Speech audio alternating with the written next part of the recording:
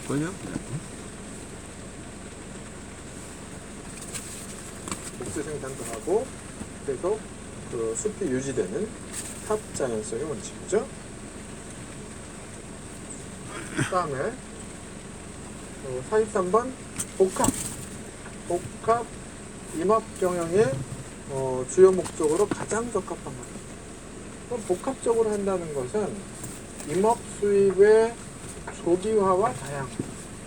그러니까 임업 수입이라는 게 너무 늦게 생기잖아요. 나무가 크는 동안 시간이 걸리니까. 그러니까 그 속성수 같은 걸 심어서 아니면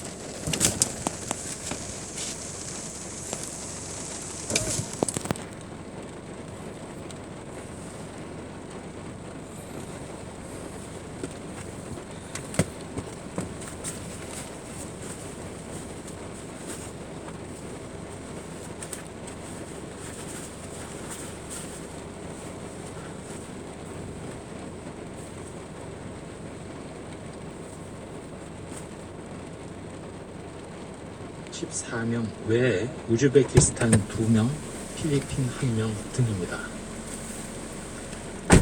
중앙방역대책본부에서는 이미 말씀드린 대로 이라크 현지 상황이 악화됨에 따라 우리나라 국민의 건강과 안전을 지키기 위해서 지난 7월 24일 1차로 건설업계 근로자 293명이 귀국한 데 이어 어제 2차로 72명이 인천국제공항을 통해서 안전하게 귀국하였습니다. 1차로 귀국했던 293명 중에는 현재까지 77명의 확진자가 발견이 되었고 나머지 음성 판정을 받은 216명은 임시 생활시설에서 오는 8월 10일까지 될 예정입니다.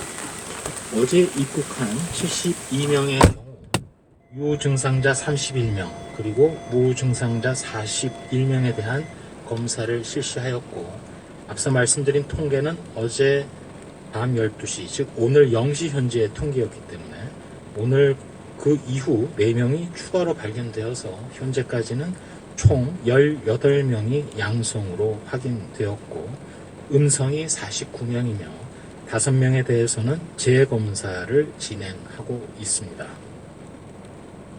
중앙방역대책본부에서는 입국한 우리 국민들이 임시생활시설에서 격리하는 동안 정부 합동지원단을 운영해서 최선을 다해 건강을 살피고 동시에 그동안 지역사회 전파 사례가 단 한 건도 발생하지 않았듯이 앞으로도 방역관리에 만전을 기하도록 하겠습니다. 또한 코로나19 치료제로 특례 수입된 렘데시비르의 경우 어제 현재로 32개 병원의 106명의 중증 환자에 대해서 공급을 완료한 상황입니다. 혈장 치료제의 경우에는 오는 8월 10일경에 임상 시험을 하기 위한 혈장 치료제의 제조 공정이 완료될 예정으로 있고 그 후 임상 시험 준비를 하고 있습니다. 주말을 맞아서 방역 수칙과 관련해서 말씀을 다시 드린다면 전파가 우려되는 친목 모임, 동호회, 각종 모임, 주말 종교 행사에 대해서는 취소하시거나 비대면으로 전환해서 특별히 주말에 이루어지는 종교 행사의 경우에는 현장 참석자를 최소화해 주시고 마스크를 상시 착용해 주시며 2m 거리 두기, 성가 등의 노래도 합창이 아닌 반주로 대신하면서 식사나 소모임 등은 하지 말아 주실 것을 거듭 부탁 올립니다. 또한 산밀의 환경에서 코로나19의 전파 가능성이 높은 유흥시설이나 찜질방 등 다중 이용시설 방문은 자제해 주시고 일상생활에서도 거듭 말씀드리는 대로 2m 이상의 거리 두기, 올바른 마스크 착용, 손 씻기 등 방역 수칙 준수를 부탁드립니다. 마지막으로 몇 가지 말씀드리겠습니다. 코로나19가 여름임에도 불구하고 북반구에서도 맹위를 떨치고 있어서 세계보건기구의 발표가 또다시 최고치를 경신한 하루 29만 명의 신규 확진자를 발표하고 있습니다. 안타깝게도 최대 선진국이라고 할 수 있는 미국은 여전히 참담한 상황이고 유럽은 휴가철을 기점으로 재유행 조짐이 몇몇 국가들 또 연쇄적으로 여러 국가들에서 나타나고 있습니다. 그동안 상대적으로 안정적이었다고 평가받은 우리나라가 포함된 동남아시아 지역의 경우 지역 발생이 증가하고 있습니다. 최근 일본은 하루 1000명이 넘는 신규 확진자가 발생하고 있고 중국, 필리핀, 베트남도 우려되는 상황입니다. 우리나라가 국내 발생을 지금 수준으로 계속 억제할 수 있는 힘은 전적으로 국민 여러분들의 덕이며 거리두기, 마스크 착용 등 방역 수칙 준수에 적극적으로 참여해 주시기 때문입니다. 물론 그동안 유흥시설, 종교 소모임, 방문 판매, 심지어 최근에는 캠핑장에서까지 매번 예상치 못했던 새로운 상황과 장소에서 코로나가 발생함으로써 저희 방역당국도 어려움을 겪기는 했습니다만 다행히도 국민들이 강화된 방역 조치에 대한 협조, 예방 수칙 준수로 그나마 확산세를 꺾어내면서 코로나 유행을 장기적으로 억제하는 전략을 실천해 나가고 있는 상황입니다. 지금 현재로는 방학이나 휴가철 그리고 동시에 코로나 감염 통제라는 새로운 과제를 받아들은 8월의 첫날입니다.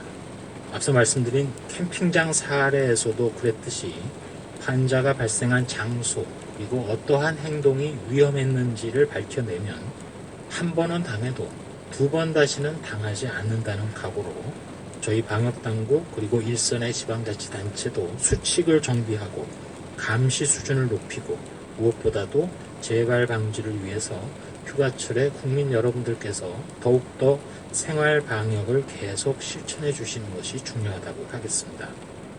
더불어서 휴가철이긴 하지만 동시에 호우와 무더위도 계속됨에 따라 일상의 건강관리도 매우 중요합니다.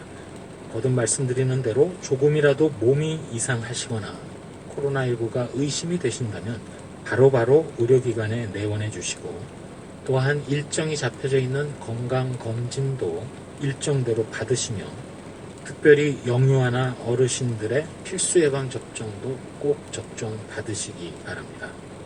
특별히 기저질환을 앓고 계신 분들은 평소에 받던 진료를 건너뛰지 말고 복약 그리고 진료, 건강관리에 더욱 유의해 주시기 바랍니다. 이러한 건강관리는 평소의 건강은 물론 언제 다시 폭발적으로 다가올지 모르는 코로나19에 대한 예방 대책이기도 합니다. 이번 기회에 흡연자 그리고 몸이 과다 비만하신 분들도 이번 코로나19를 계기로 건강을 되찾는 노력을 해주신다면 앞으로도 코로나19에 따른 사회적 피해를 함께 줄일 수 있을 것입니다. 이상입니다. 네, 지금부터는 문자로 보내주신 기자님들 질문에 답변 드리는 시간 갖도록 하겠습니다. 역학조사가 진행 중인 내용은 즉답이 네, 중대본 브리핑 내용 들어봤습니다. 어제 신규 확진이 31명이고 국내가 8명, 해외 유입이 23명이었는데요. 이 가운데 14명이 국내에 들어온 이라크 근로자였다고 전해를 했습니다. 그리고 홍천 캠핑 확진 사태와 관련해서 접촉자 100여 명에 대해서 지금 검사가 진행 중인데 조사를 해봤더니 역시나 장을 볼 때 마스크를 쓰지 않는 등 방역 수칙이 제대로 지켜지지 않았다고 지적을 했습니다. 휴가철 앞두고 생활 방역을 잘 지켜달라고 다시 한번 강조했습니다. 네, 코로나 사태로 비대면 서비스에 대한 관심이 높아졌는데요. 원격 의료 서비스의 국내 도입도 첫 시험대에 올랐습니다. 김태민 기자입니다.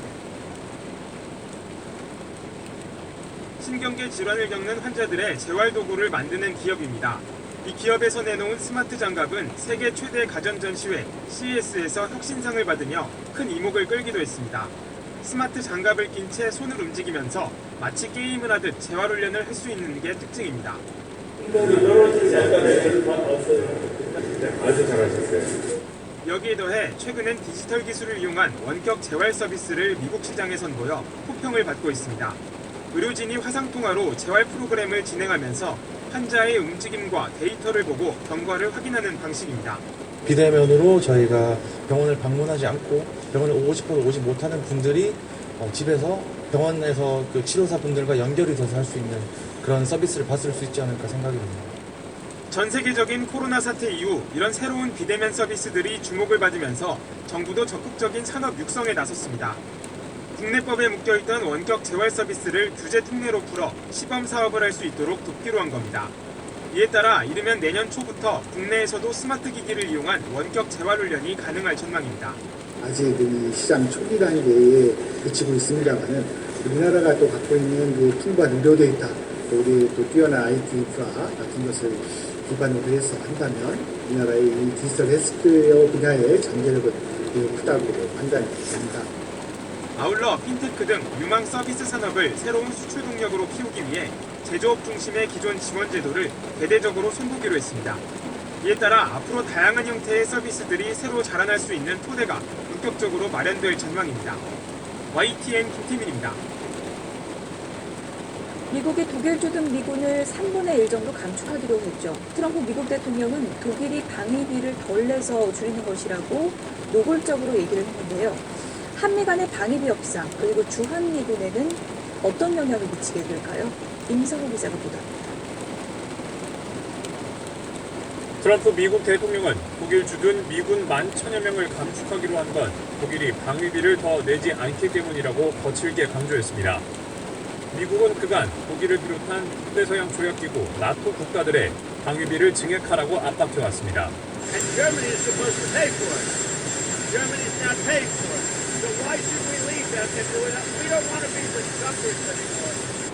주동미군 재배치가 현실이 되자 주한미군 감축설이 다시 주목받았습니다. 우리나라도 독일과 비슷하게 미국의 방위비 증액 압박을 받고 있기 때문입니다.